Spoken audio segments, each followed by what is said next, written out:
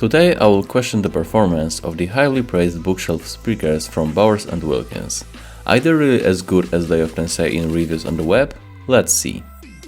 My unboxing impressions were good. Inside packaging everything was clean and well organized, and the whole presentation was very decent, although certainly not on par with the Castle Knight 2s in this regard. After taking them out of the box, I almost fell in love with the design. This is a really good looking pair of speakers despite its simple form. It will easily fit both modern and traditional room styles. I especially like the B&W's Continuum woofer looks. Its silver color and the way it reflects the light is truly astonishing.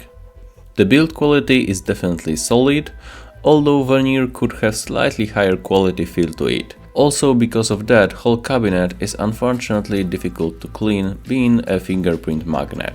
On the other hand, I prefer to have this simple and basic texture than the very cheap plastic vinyl that I've seen in KEF Q350.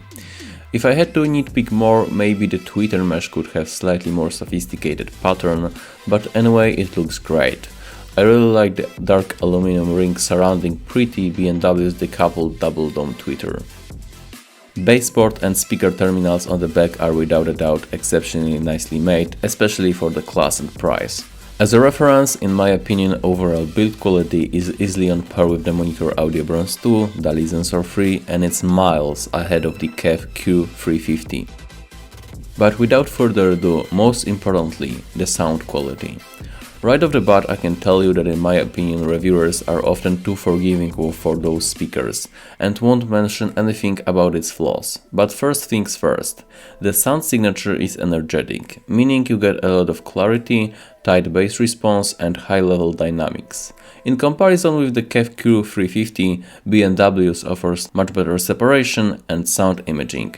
Songs with a lot of the things going on won't make the speaker surrender, rather you will first, but more on that later. The biggest surprise for me is how wide the soundstage is. It's so great that you have feeling that the sound almost comes from the center, between the two speakers. I think this fantastic horizontal dispersion is one of the strongest advantages of the 606. Vocals are also very nicely stretched and emphasized. I've listened to some YouTube videos / podcasts one day and it sounded really fantastic. My impressions were even better than with the music listening. The vocals are class or two above the KEF Q350, which in comparison sound muffled.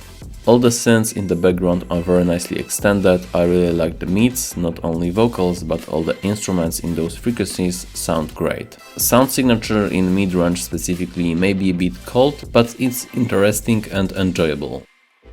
And now comes the part when you have to talk about the higher frequencies. Some say the B&W 606 sounds sweet, and I think it's actually true, but not exactly in a way you may think. Let me give you an illustration. Imagine the sugar is high frequencies and a cup of tea is a speaker. On the left we have what we can call sweet but smooth sound, and on the right we have B&W 606. Definitely sweet, but to the point they become harsh. So unfortunately I have to kind of confirm the common belief about the B&W sound that it can make your ears bleed. On the other hand, treble is not harsh on the whole spectrum, only the highest notes have too much sibilance. The only problem is that you will find that in most of the music, so it's something that is definitely bothering me and making the music sound messy despite good dynamics. It also gets worse with increasing the volume. Some will say the boost in treble may be considered as a cheap way to fool people the speakers are able to reproduce more detail, and I think I would agree with that. You will notice there are not so many details in the upper frequencies as you would expect as a trade-off for that very bright and forward sound. Don't get me wrong, it's not bad, for sure, but in the end highs definitely can sound too artificial, kind of digital and distorted in a way. I think the Monitor Audio Bronze 2's metal tweeter was a bit more refined with more capacity in resolution and detail, but don't quote me on that since I haven't compared them side by side. The other two things that I would like to see being improved are bass and depth. I mean, bass signature is tight and nice, and it even gets decently low, but I feel like there is not enough maybe mid-bass for listening at closer distances, at let's say about 1 meter, which I often do. Also, as I said, soundstage is super wide, but it's slightly lacking in depth, and because of that B&W 606 doesn't sound that big and powerful. Sometimes it can sound too thin in my opinion. In conclusion, Bowers&Wilkins 606 are beautifully designed and well-built speakers with sonic potential. The sound signature is energetic and more on the cold and bright side. I really like the good mid-range and vocals and great wideness in the soundstage. But in the end I give them 4 stars. Unfortunately I cannot fully recommend the B&W 606, mainly because of too harsh highs.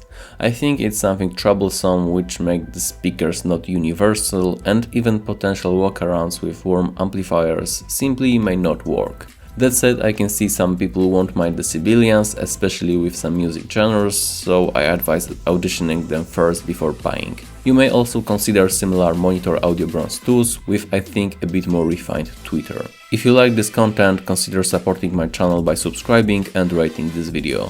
I plan to make more bookshelf speaker reviews in the future, so we'll see how that goes.